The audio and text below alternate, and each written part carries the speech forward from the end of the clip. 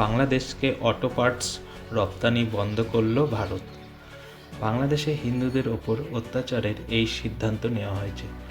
Chamber of trade and ইন্ডাস্ট্রির chairman জানিয়েছেন, বাংলাদেশে 1 মাসের জন্য বন্ধ করা হলো মোটর ও অটো পার্টসের যন্ত্রাংশ।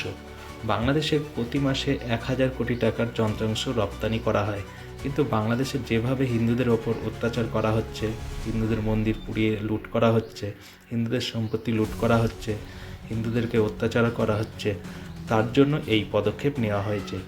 দিল্লির কাশ্মীরি গেট থেকে 20,000 দোকানদার অটো পার্টস সাপ্লাই করে থাকে। আগামী 15 জানুয়ারি পর্যন্ত বন্ধ থাকবে রপ্তানি। এ ধরনের আরও খবর জানতে কলকাতা সমাচার চ্যানেলটি লাইক, সাবস্ক্রাইব ও বেল আইকনটি প্রেস করুন।